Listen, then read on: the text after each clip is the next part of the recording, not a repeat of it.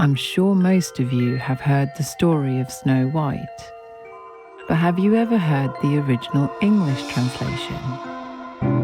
This version, which has been carefully modernised by us, was made by Edgar Taylor in 1823, and you might find it quite different from the Disney version.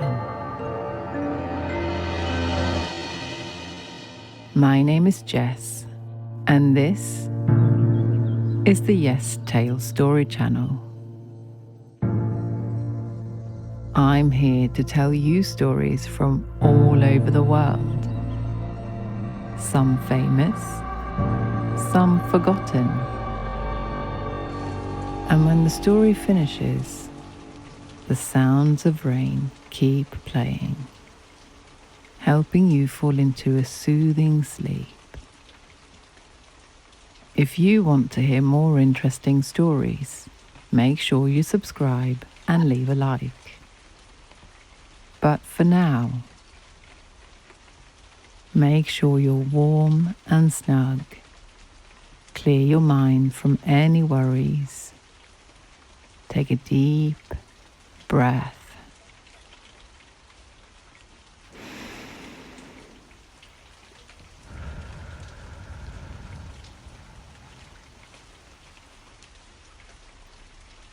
Let's begin.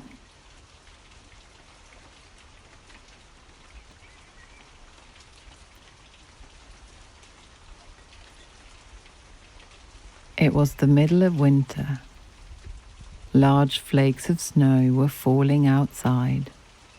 In a country far, far away sat a queen working by her window. The frame of the window was made of fine black ebony, and as she looked out on the snow, she accidentally pricked her finger, and 3 drops of blood fell upon it. She gazed thoughtfully at the red drops that sprinkled the white snow, and said,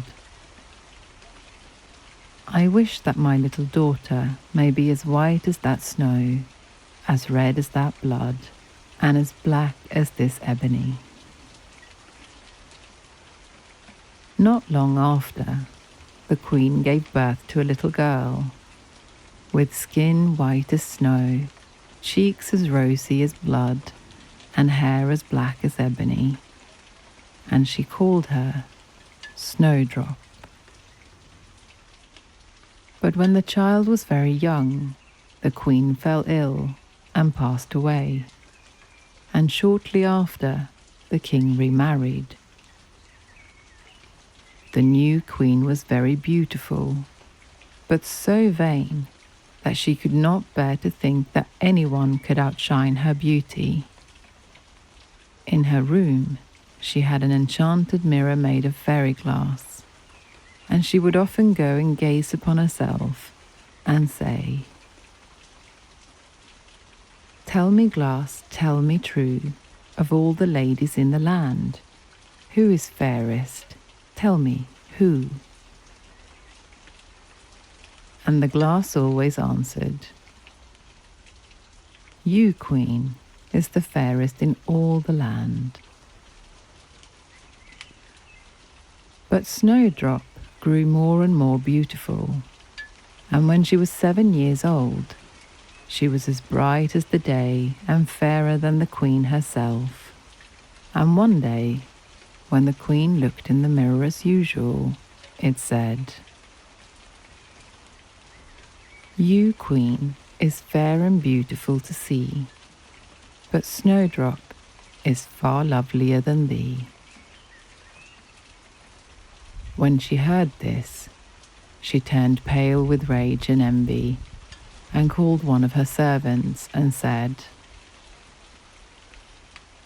"Take Snowdrop as far away as you can into the wide wood, and make sure I never see her again." The servant led her away, but his heart melted when Snowdrop begged him to spare her life. So he said, "I will not hurt you, pretty child." Instead, he left her there, alone. And though he thought she would most likely be eaten by wild beasts, he felt as if a great weight was taken off his heart when he had made his mind up not to kill her, but leave her to her fate, with the chance of someone finding and saving her.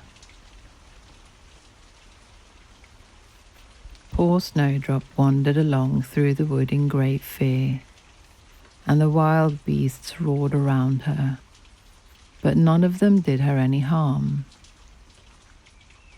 In the evening, she came to a cottage among the hills. She knocked on the door, but no one answered, so she decided to go in to rest, for her little feet could not carry her any further.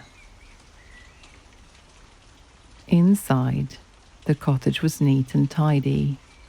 The table was laid with a white cloth, and there were 7 little plates, 7 little loaves, and 7 little glasses with wine in them, and 7 knives and forks laid in order, and by the wall stood 7 little beds. Snowdrop was very hungry, so she picked a little piece of each loaf and drank a tiny bit of wine out of each glass, and after that she thought she would lie down and rest. So she tried all the little beds, but one was too long, another was too short, but she could fit in the 7th, so she laid down and fell asleep. By and by, the occupants of the cottage entered.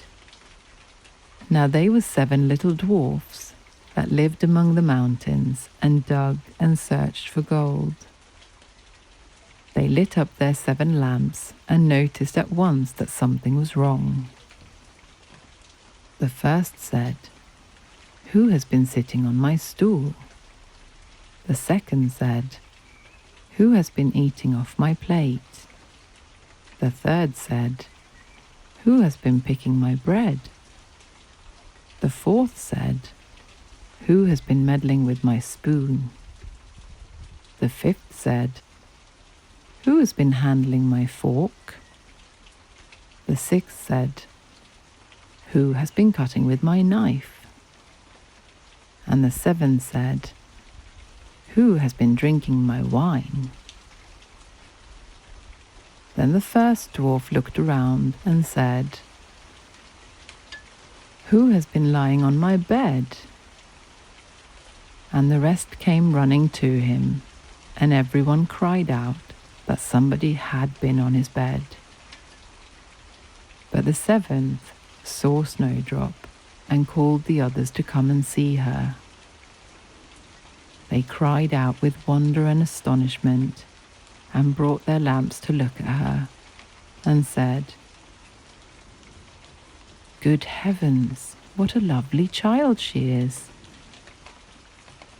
And they were very glad to see her, and took care not to wake her. And the 7th dwarf slept an hour with each of the other dwarfs in turn, till the night was gone. In the morning, Snowdrop told them all her story. The dwarfs felt very sorry for her, and said, if she would keep all things in order, and cook and wash and knit and spin for them, she could stay where she was, and they would take good care of her. Then they went out all day long to work, seeking for gold and silver in the mountains, and Snowdrop was left at home. But the dwarfs left her with a warning. The queen will try to find out where you are, so be careful and don't let anyone in. But the queen, now thinking Snowdrop was dead, thought that she must be the fairest lady in the land. So she went to her mirror and said, "Tell me, glass, tell me true, of all the ladies in the land, who is fairest? Tell me, "Who?" And the glass answered, "Thou, Queen, is the fairest in all this land, but over the hills in the greenwood shade, where the 7 dwarfs their dwelling have made, there Snowdrop is hiding her head, and she is far more lovely, O Queen, than thee." The Queen was filled with rage, for she knew that the mirror always spoke the truth, and was sure that the servant had betrayed her. And she could not bear to think that anyone could be more beautiful than she was. So she disguised herself as an old peddler and went over the hills to the cottage where the dwarfs lived. Then she knocked on the door and said, "Fine wares to sell?" Snowdrop looked out of the window and said, "Good day, good woman. What have you to sell?" "Good wares, fine wares," she answered, "laces and bobbins of all colours." "I will let the old lady in. She seems harmless enough," thought Snowdrop, as she ran down and unbolted the door. "Oh my," said the old woman, "how badly your stays are laced. Let me lace them up with one of my nice new laces."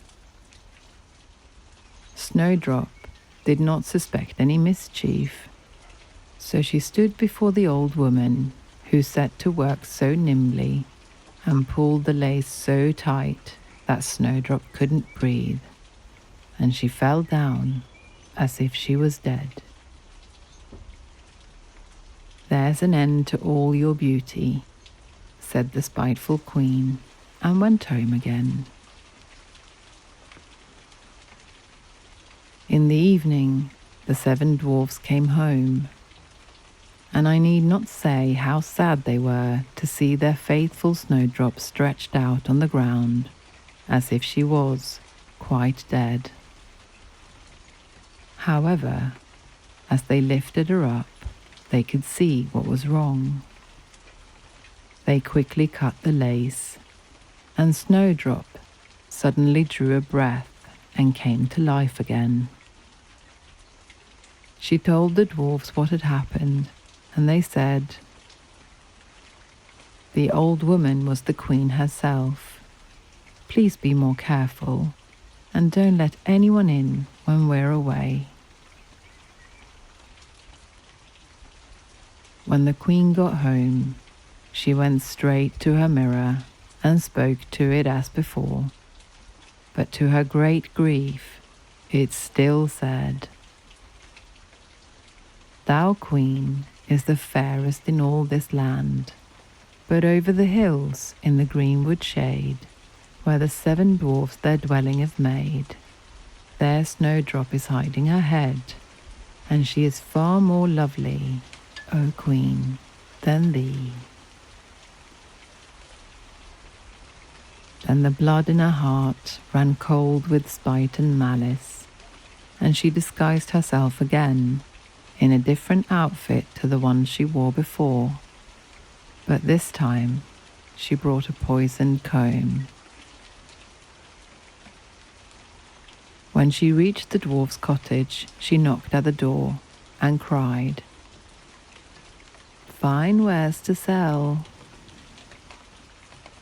Snowdrop opened the window and said, "I dare not let anyone in." Then the Queen said, "Just look at my beautiful combs," and gave her the poisoned one. And it looked so pretty that she picked it up and tried it. But the moment it touched her head, the poison was so powerful that she fell down senseless. "And there you may lie," said the Queen, and left.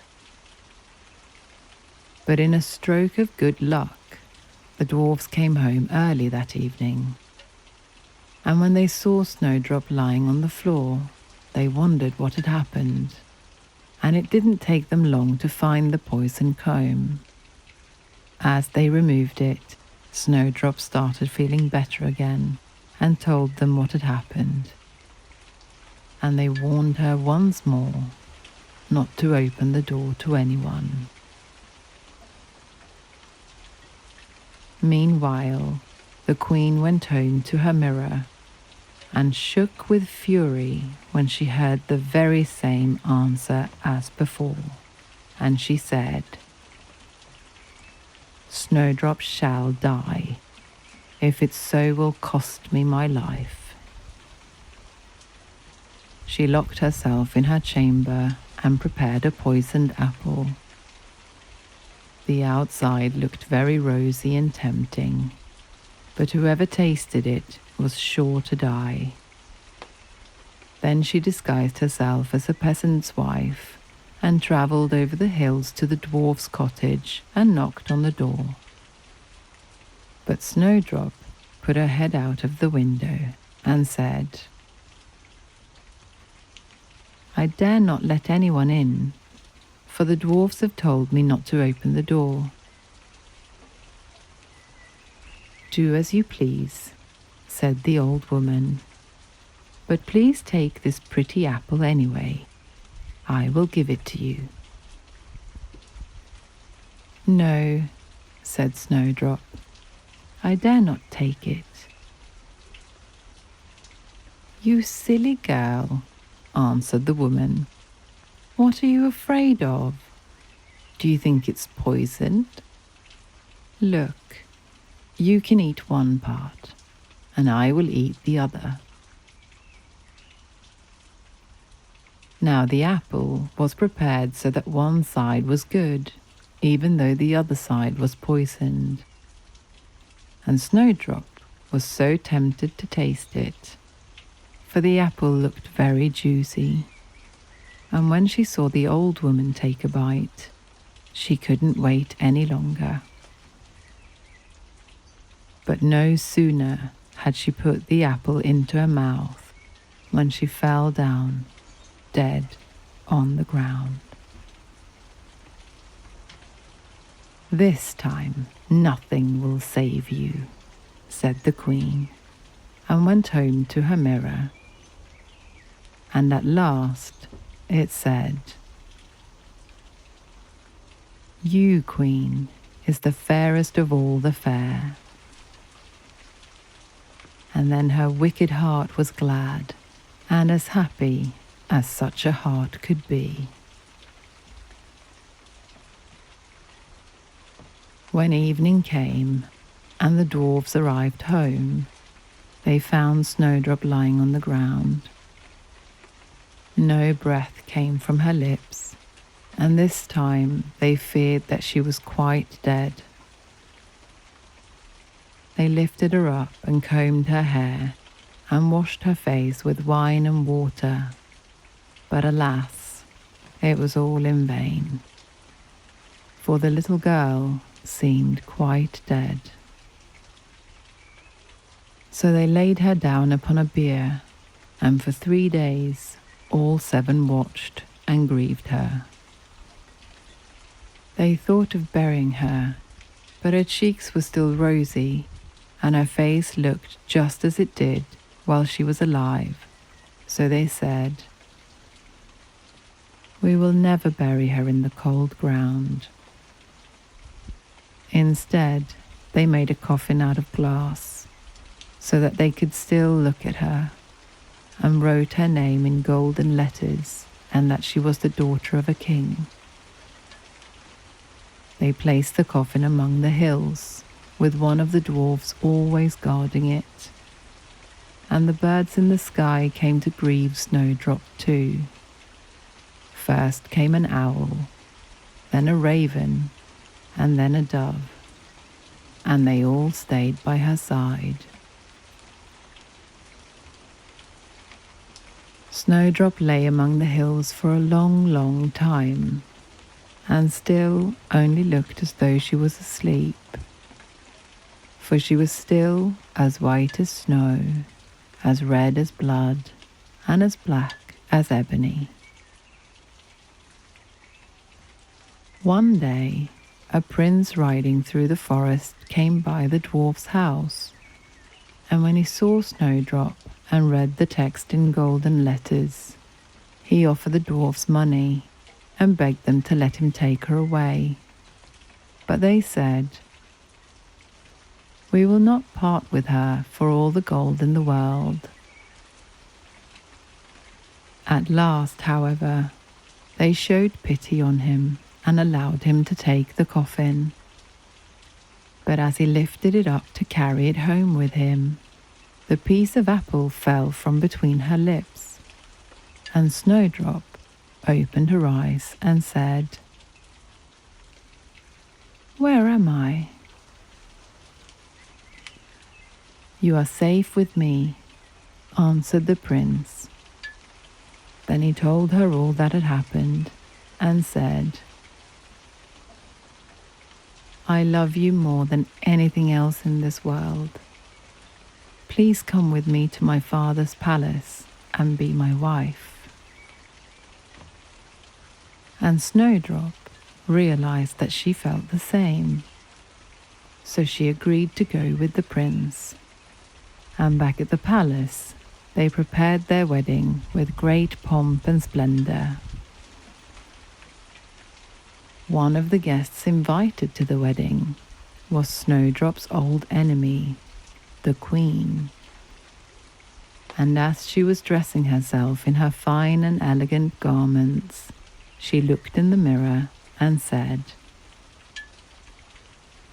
"Tell me, glass, tell me true, of all the ladies in the land, who is fairest? Tell me, who?" And the mirror answered, "You, my lady, is beautiful to see, but far more lovely is the new-made queen." When she heard this, she was filled with rage. Yet her envy and curiosity was so great that she could not help setting out to see the bride. But when she arrived at the wedding and saw that it was none other than Snowdrop, whom she thought had been dead a long while, she choked with rage and fell down dead.